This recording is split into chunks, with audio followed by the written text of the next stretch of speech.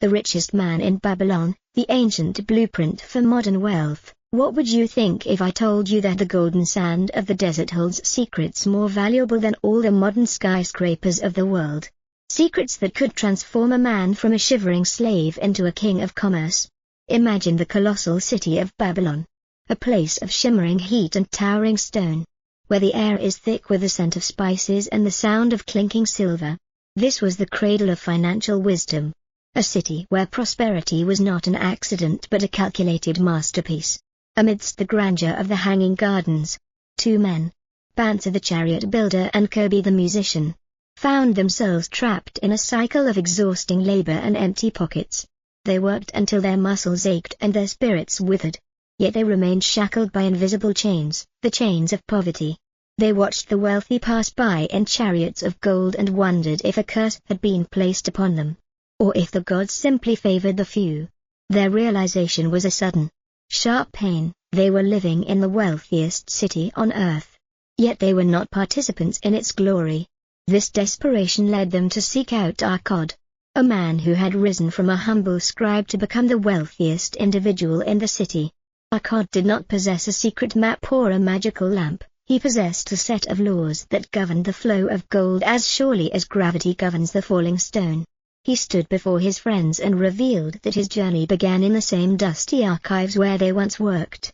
He had spent years recording the transactions of others until he met Algamish, a wise money lender who challenged him with a simple, revolutionary truth: a part of all you earn is yours to keep. This single sentence became the foundation of an empire. Arkad realized that he had been paying the tailor, the shoemaker, and the butcher, but he had never paid himself. By setting aside 10% of his income, he began to plant the seeds of a money tree. The narrative shifts from simple saving to the brutal reality of the world's harsh lessons. Arkad's first attempt at investment was a disaster because he entrusted his savings to a brickmaker to buy jewels from a distant land. The brickmaker was swindled, and the savings were lost. This segment of the story serves as a chilling reminder of the psychological weight of failure and the danger of trusting the inexperienced. However, under the guidance of Algamish, Arkad learned that gold only stays with those who seek the counsel of experts. He learned that money must be put to work, creating a lineage of golden slaves that produce more wealth for their master. The lessons embedded in these ancient tales are timeless, emphasizing that the first step to wealth is the psychological shift from a consumer to an accumulator. It is a battle of will over instant gratification. As the narrative flows through the dusty streets of Babylon, we see the king himself calling upon Arkad to teach these 7 cures for a lean purse to the entire kingdom. Recognizing that a nation's strength is only as great as the financial stability of its citizens. The first cure, to start thy purse to fattening, is followed by the necessity of controlling expenditures. The story illustrates that human desires are infinite, but our means are not. Therefore, we must prioritize what truly matters over fleeting whims. The emotional intensity grows as we realize that these are not just financial tips, but a philosophy of self-respect and long-term vision. The script transitions into the harrowing experience of Rodan the spearmaker, who suddenly finds himself in possession of 50 pieces of gold. The weight of this sudden fortune brings not just joy, but a terrifying anxiety. He seeks the advice of Mathan, the gold lender, whose vaults are filled with the collateral of failed dreams. Through their dialogue, we explore the intricate morality of lending and charity. Mathan explains that while it is noble to help others, one must not take their burdens upon oneself. The story of the ox and the donkey serves as a grim metaphor. The donkey, out of misplaced sympathy, takes the ox's workload and ends up exhausted and broken. This lesson is a sharp critique of blind generosity, teaching that wealth must be protected with the same ferocity with which it was earned. The narrative then expands to the story of the 5 laws of gold, handed down from Arkad to his son Nemasa. This is a high-stakes test of character. Nemasa is given a bag of gold and a clay tablet containing the laws, and he is sent into the world for 10 years to prove his worth. Initially, Nemasa ignores the wisdom of the tablet, falling prey to the allure of gambling and the promises of swindlers. He loses everything and is reduced to eating scraps. It is only in the depths of his humiliation that he finally reads the tablet and begins to apply the laws. This transformation from a reckless youth to a master of finance is a powerful testament to the idea that knowledge is more valuable than gold. Gold is fleeting, but the laws that attract it are eternal. No master returns to his father not just with a larger bag of gold, but with a refined spirit and an unshakable understanding of the world's mechanics. The story intensifies as it tackles the most paralyzing obstacle of all, debt. We meet Dabasir, the camel trader, who once fled Babylon to escape his creditors, only to find himself captured and sold into slavery. His experience in the desert is a visceral depiction of the loss of dignity. He is treated as less than human, forced to tend to the camels of a harsh master. It is here that he realizes the ultimate truth: he who is in debt is a slave in his heart. The narrative follows his grueling escape and his return to Babylon, where he faces his creditors with a plan inscribed on clay. He does not hide, he works with a relentless discipline, allocating his income to live, to pay back his debts, and to save for his future. Dabasir's journey is the ultimate story of redemption, proving that even from the lowest pit of despair, a man can rebuild his life if he has the courage to follow a plan.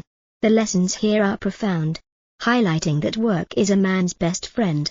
In the ancient world, as in the modern one, labor is the bridge between the man you are and the man you wish to become. The script continues to build momentum, weaving together the lives of these characters into a tapestry of resilience. We see that the city of Babylon itself survived sieges not just because of its walls, but because its people were financially prepared for the long winter. The psychological intensity of the narrative underscores that wealth is not a matter of luck, but a matter of character and adherence to universal laws. Each character's struggle reflects a different facet of the human condition: the fear of loss, the temptation of greed, the pain of debt, and the triumph of self-mastery. The flow of the story remains unbroken, pulling the listener deeper into the ancient markets where the clinking of coins is the heartbeat of civilization. As we move toward the final realizations, the narrative begins to synthesize these experiences into a singular message of hope and empowerment. The listener is forced to confront their own financial reality, challenged to adopt the discipline of the ancients in an age of distractions. The script maintains its sensational tone, treating the pursuit of wealth as a spiritual quest for freedom and autonomy. The story is no longer about a distant past, it is about the listener's own potential to break free from the chains of modern economic slavery. The transition is seamless. As the narrative prepares to delve into the final secrets of the gold lender and the ultimate meaning of work as a source of human dignity and social stability, the narrative continues to surge forward, exploring the psychological landscape of those who stand at the edge of ruin and those who have reached the pinnacle of success. We delve into the mind of Shahunada, a wealthy merchant who, in his later years, reflects on his own time as a slave. He shares his story with the grandson of his former partner, a youth who believes that manual labor is beneath him.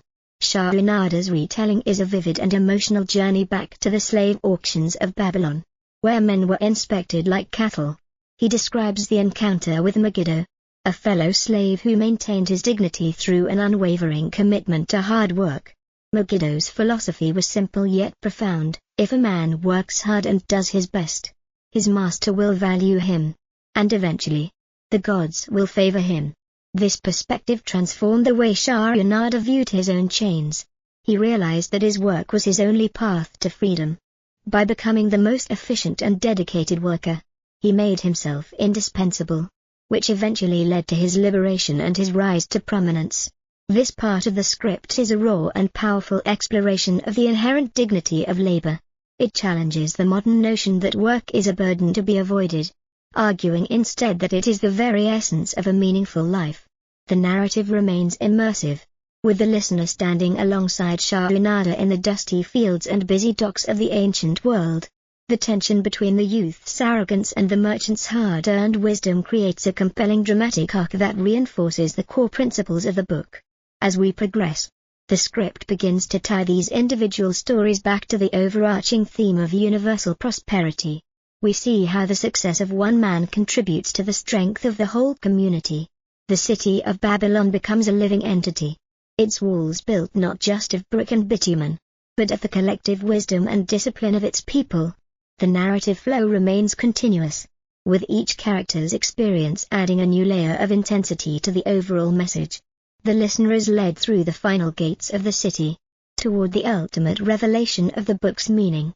The language becomes even more gripping, emphasizing that the secrets of the ancients are not hidden in dusty tombs, but are available to anyone with the will to listen and the discipline to act. The journey is nearing its conclusion, but the emotional and psychological impact of the stories remains at its peak.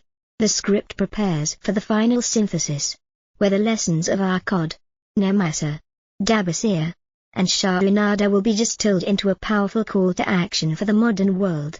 The transition is smooth and relentless, maintaining the sensational and immersive style that has captivated the listener from the very first sentence. We are now at the threshold of the final part of this epic retelling. The golden gates of the city stand wide, but they only open for those who have mastered the rhythm of the coins within their palms. The narrative of Babylon deepens as the heat of the sun begins to bake the lessons into the very souls of those who listen. As Shahunada concludes his visceral tale of slavery and redemption, the arrogant youth beside him is no longer the same person. The realization that a wealthy merchant was once a man in chains, bought and sold like a common ox, shatters his illusions of entitlement. The merchant's voice, raspy from years of desert sand but firm with the authority of success, emphasizes that the spirit of a man is not defined by his current circumstance, but by his relationship with his own labor.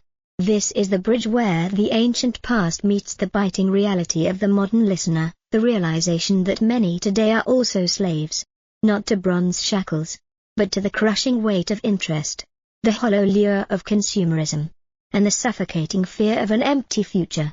The psychological intensity of the story shifts toward the mechanics of resilience. We move from the individual struggle to the collective wisdom of the Babylonian elders, who understood that a society is only as prosperous as the financial literacy of its poorest citizens. Arkad, the master teacher, continues his discourse in the great halls, detailing how to protect the treasure once it has been gathered. He speaks of the walls of Babylon, the symbols of protection. Just as the city's physical walls repelled the invaders, a man's financial walls must repel the thieves of his time, the bad investments, the deceptive schemes, and the impulsive desires that bleed a fortune dry. The storytelling becomes even more immersive as we follow the journey of Arkad, a youth who had forgotten the laws and allowed himself to be consumed by the black shadows of debt.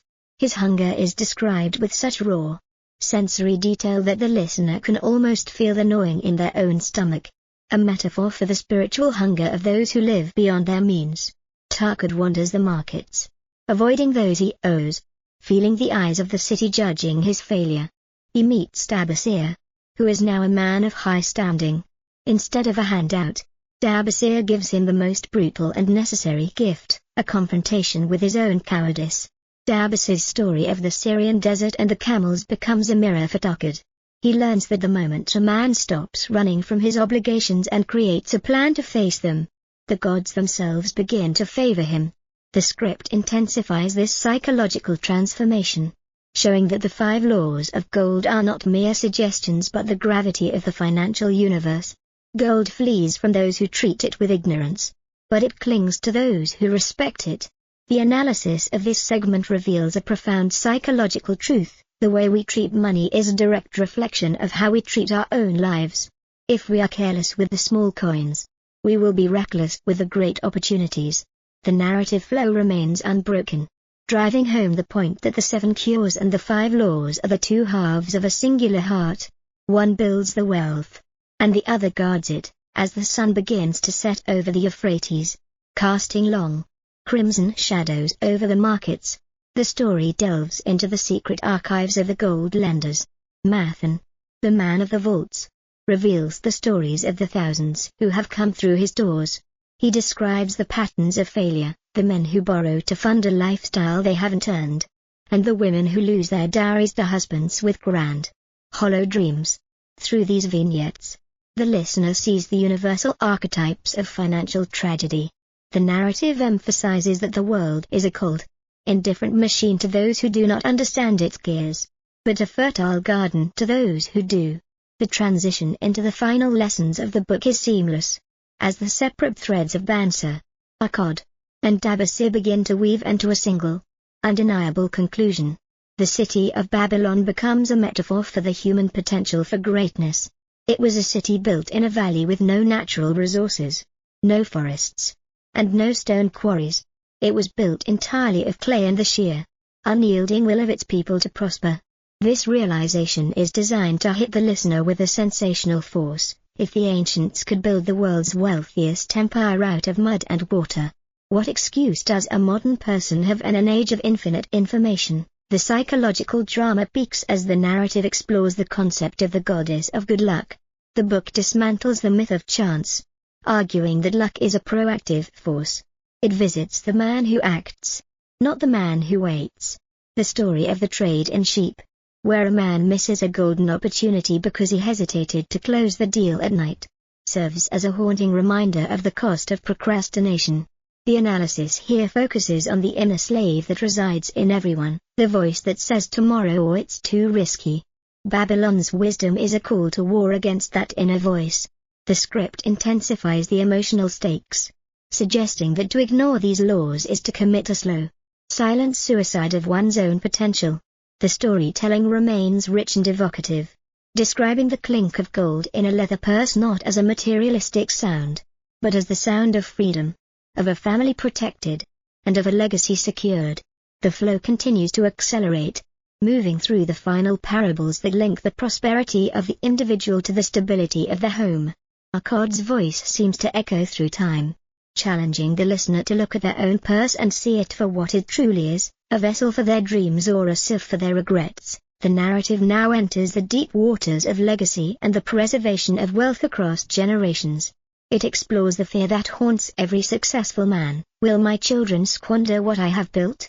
The story of Namassa's return is revisited with greater psychological depth, showing that the true inheritance was not the gold, but the wisdom on the tablet. This insight provides the 20% analytical weight required, explaining that capital without character is a curse, while character without capital will eventually create its own. The script maintains its sensational and gripping tone, treating the struggle for financial mastery as the ultimate human drama. Each character's path is shown as a series of tests of patience, tests of greed, and tests of courage.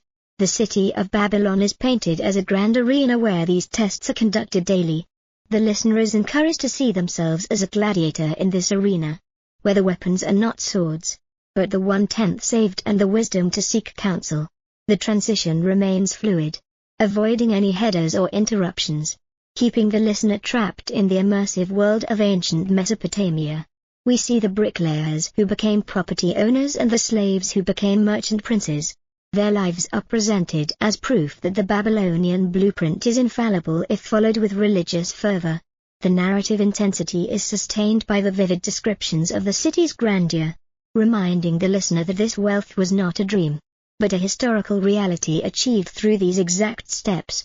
As the script approaches the final threshold, the language becomes even more urgent, pushing the listener to realize that the time for observation is over and the time for action has arrived.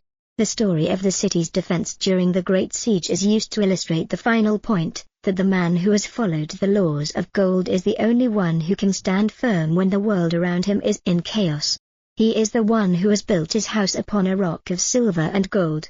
The flow is relentless, drawing all the disparate lessons into a final, high-intensity focus on the power of the human will to overcome any economic obstacle.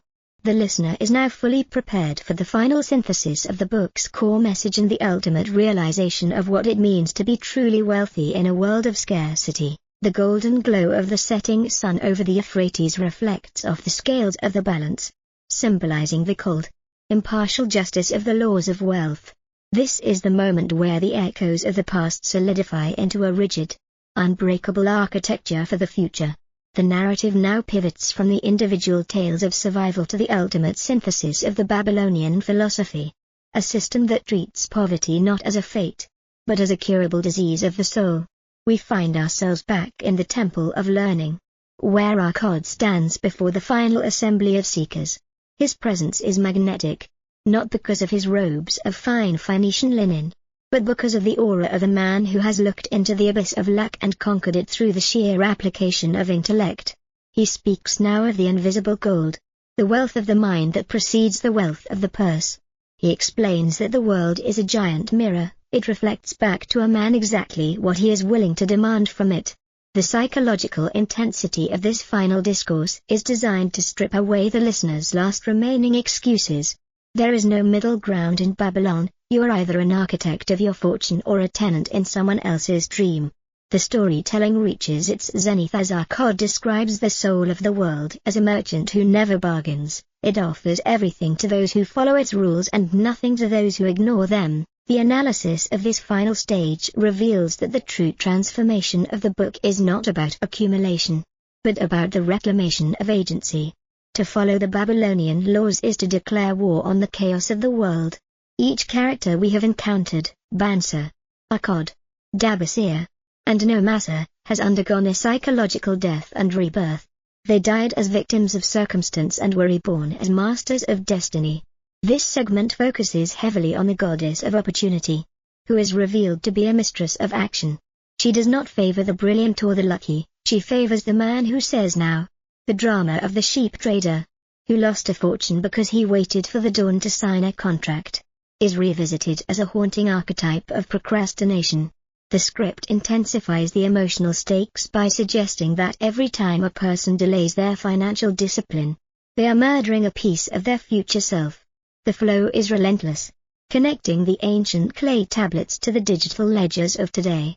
The listener is forced to see that while the medium of exchange has changed from grain and silver to paper and code, the human psyche remains the same.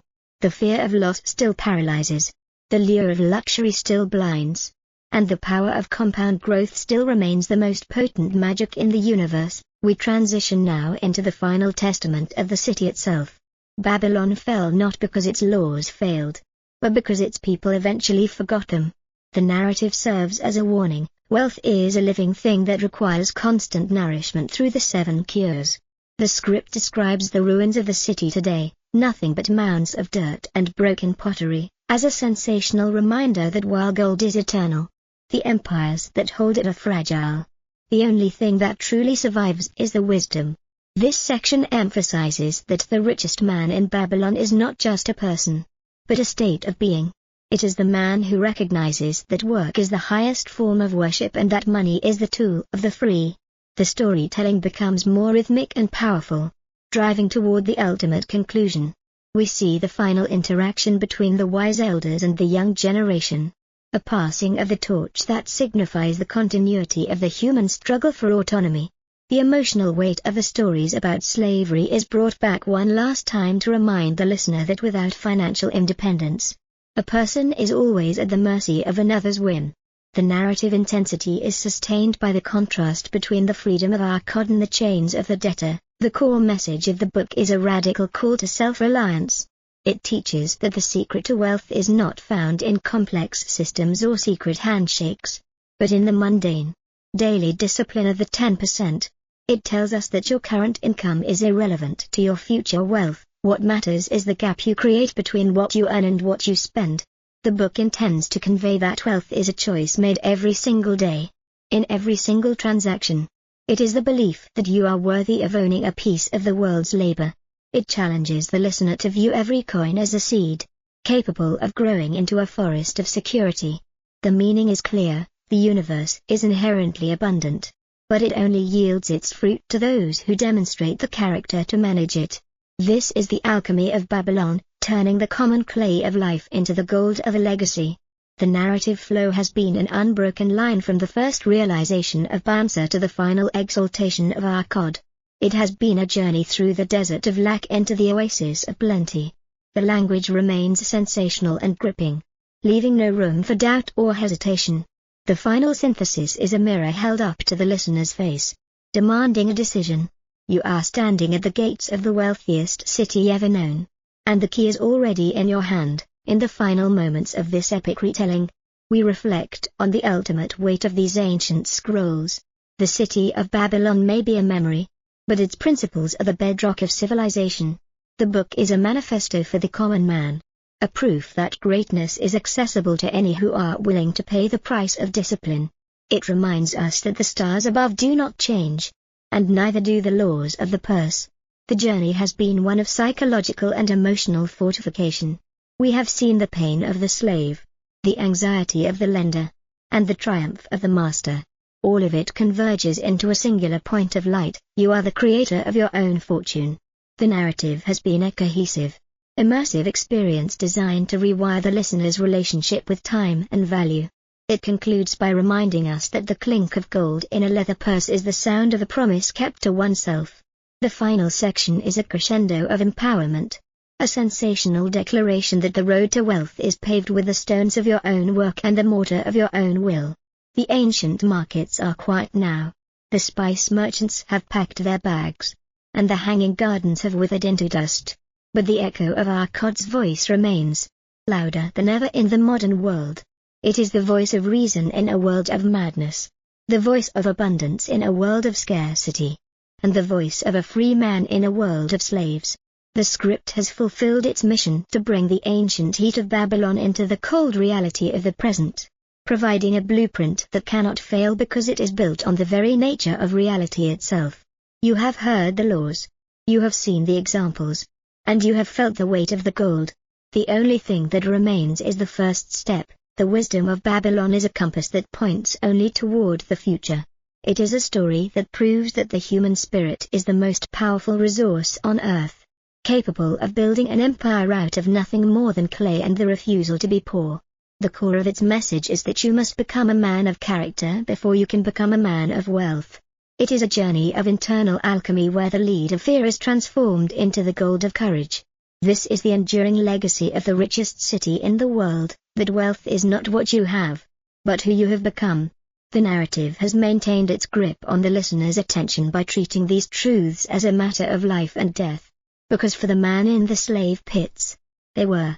The final words are a legacy, a sensational call to action that rings through the ages. The path is open, the laws are clear, and the treasure is waiting for the one who dares to claim it. Wealth is the shadow cast by a man who stands upright in the sun of his own discipline.